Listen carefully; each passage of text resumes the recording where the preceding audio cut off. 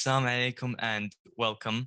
As you heard, my name is Ammar, and today I'll be helping you unleash your inner creativity. So if any questions pop into your mind during the presentation, just hold on to them or write them down. We'll be taking questions at the end, inshallah, and don't worry, the presentation is brief. So a quick overview of our agenda. First, I'll be proving to you that you do have inner creativity waiting to be released. Then we'll go over what's holding you back. And finally, some tips and tricks to sparking creativity. All right, so yeah, we're going to start by proving that you are creative.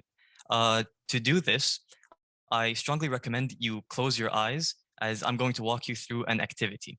So everyone, please close your eyes and I'll tell you when to open them. Okay, eyes closed? I hope so. Okay, first activity. I want you to imagine your mother's face. Can you see it?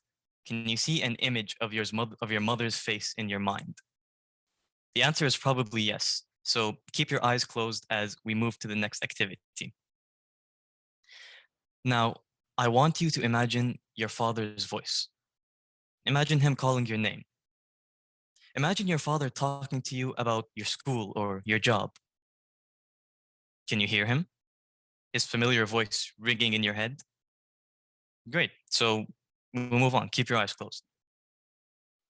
Now, this one is a bit harder, so really focus and concentrate here. I want you to imagine the smell of freshly brewed coffee. Imagine the fumes of the hot, roasted, caramelized coffee. Sniff around for a bit. Try to smell it. I'll give you 10 seconds.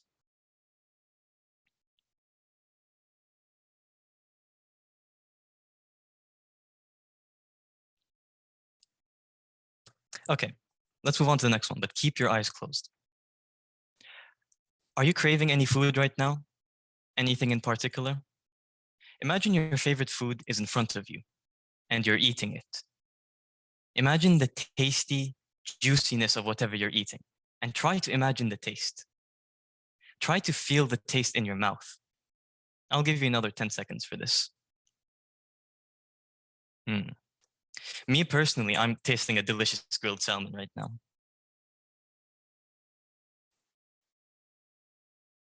Okay, last activity, eyes closed. Now, this is the hardest one in my opinion, so really concentrate with what I'm saying. Let's say you're a high schooler and you've just had the longest day ever at school. You had math in the morning and physics at the end of the day, with 3 whole tests in between. You are exhausted, and all you've been thinking about throughout the day is getting home to your magical bed and falling asleep in the comfort of your room. The bell rings and you go home. You find your bed and turn on your AC to create a nice, chilled environment. You lay on the soft mattress and cover yourself with the silky blanket and finally rest your head on the nice, fluffy pillow. Can you feel it? Can you feel that sensation of comfort, that warmth, that peace? Well, I'll hope you can. But you can open your eyes now and let me know in the chat if you're able to imagine everything we talked about.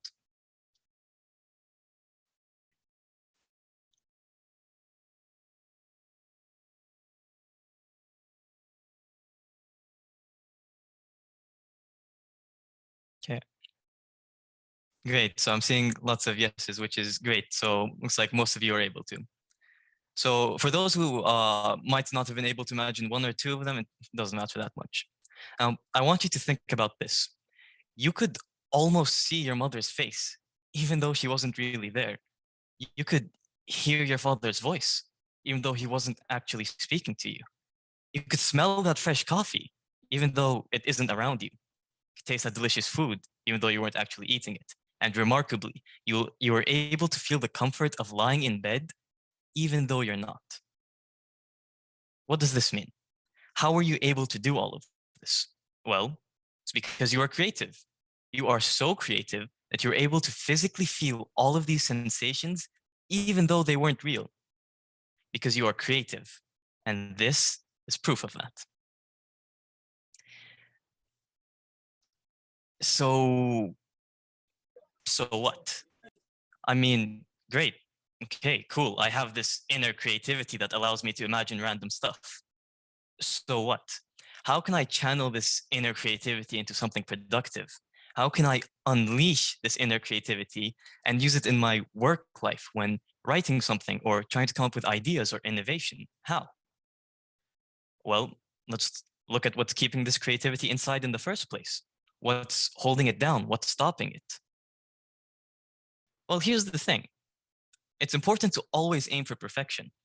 If you just do anything willy-nilly, بس كذا, without ironing out all the details, your idea is gonna fail. You have to aim for perfection to create a good, creative idea. Oh wait.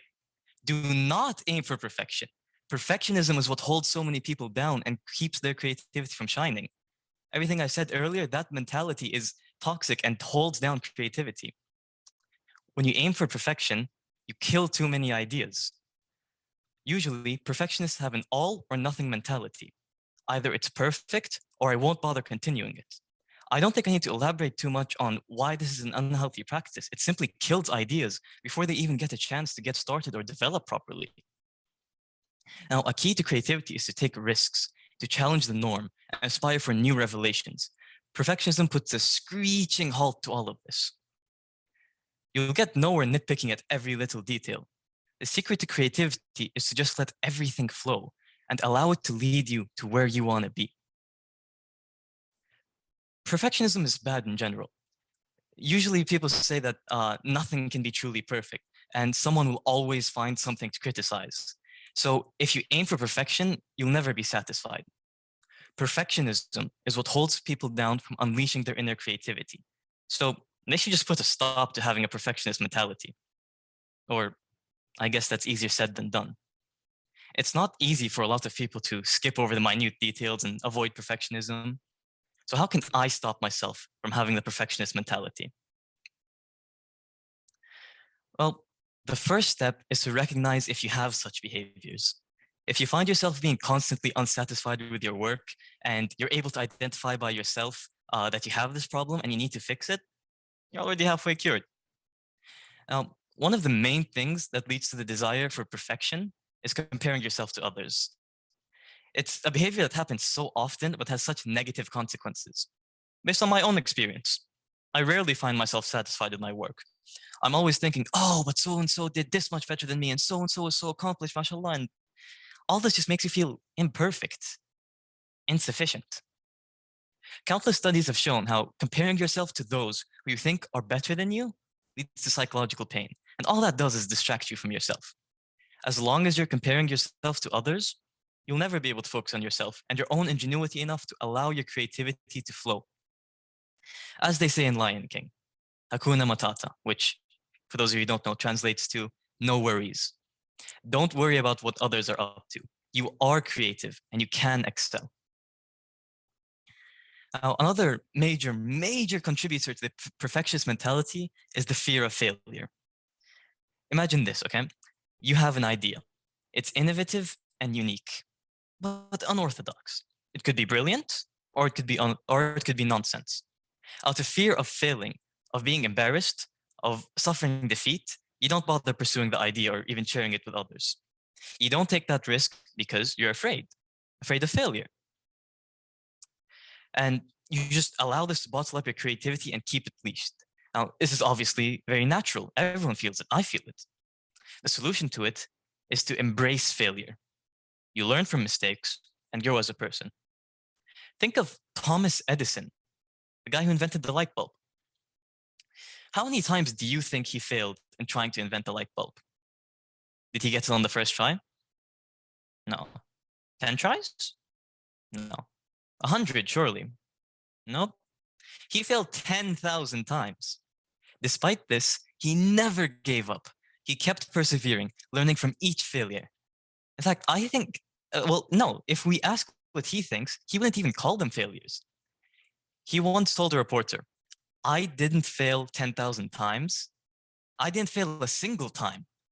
What I did do is succeed in proving that those 10,000 ways will not work. His failures were just a part of his creative process. The point is, we all fail. Rather than fear this failure and let it stop you, embrace it and let it drive you forward. So finally, let's look at some tips and tricks to sparking creativity. How can you spark creativity? Well, the answer, introducing inspiration doll, the fix you need to spark creativity. Inspiration. Inspiration is how creativity is sparked. So how do we spark inspiration? Well, you see something, smell something, feel something, sense something, and it sparks an idea in your brain. So what if I'm sap drive inspiration? What if I've tried thinking of seemingly everything, but there's just no spark? How can I find inspiration for my creativity? Well, you could try changing your environment. If you spent hours, days, or weeks even brainstorming in your room or any location you're used to under the typical conditions for you, and you haven't struck any inspiration, try switching it up a bit. Go to a quirky cafe, a library, play some music, change the temperature, sit in a different part of the room. Changing your environment like this stimulates a change in the way you're thinking and can give you the inspiration you're looking for. Another related method of inducing inspiration is to be open-minded. If there's a certain situation you just can't wrap your head around how to deal with, put on someone else's shoes. Not literally, of course. Uh, for example, pretend you are the president of the United States. How would you look at the situation differently? How about if you were your best friend? If you were, la samahallah, poor and homeless, how would your perspective be? These unique perspectives foster so much inspiration through exploring other perspectives. Actually, this is one of the best parts about MUNs.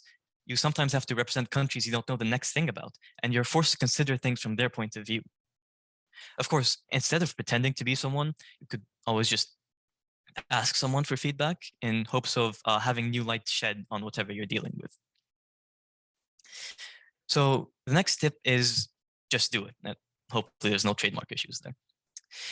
Pablo Picasso, the famous artist, we all know him, he once said, inspiration exists, but it has to find you working. That seems strange. What does he mean?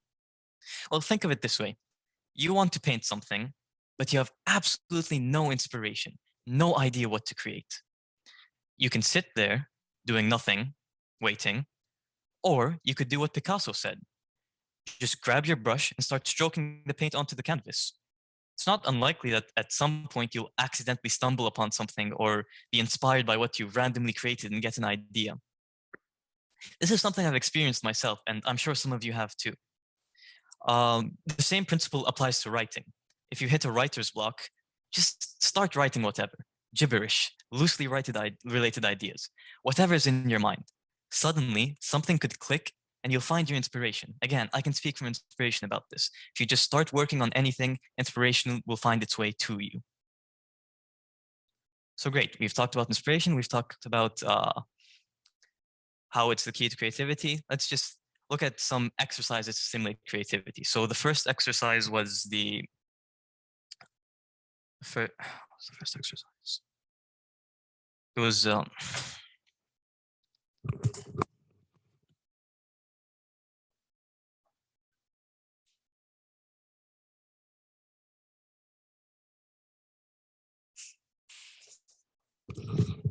yes. Okay, I got it. The first exercise was to take a brief walk. You see what I did there with okay, the first exercise to stimulate creativity is to take a quick walk. Whether it's indoors or outdoors, studies have shown that a person's creative output is increased by up to 60% when walking.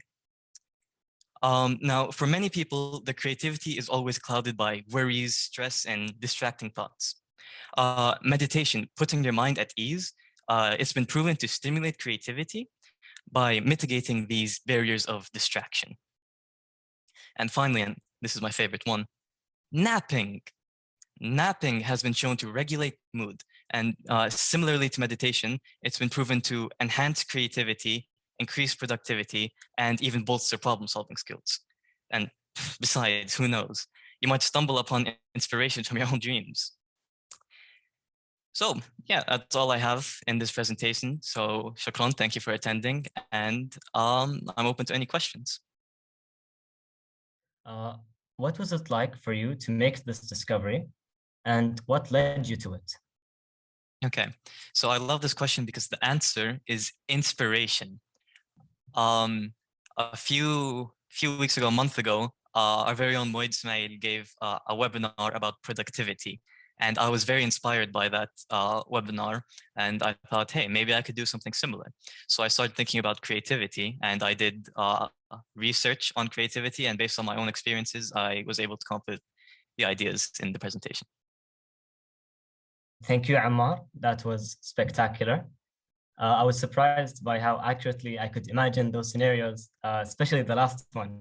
I almost fell asleep. And if you have any questions, you can ask right now. Otherwise, thank you so much for coming and have a great rest of your day. I would also add that for similar webinars and presentations in the future, you can follow us on our Instagram account, which I've put in the chat, and we'll have more like this in the future, inshallah.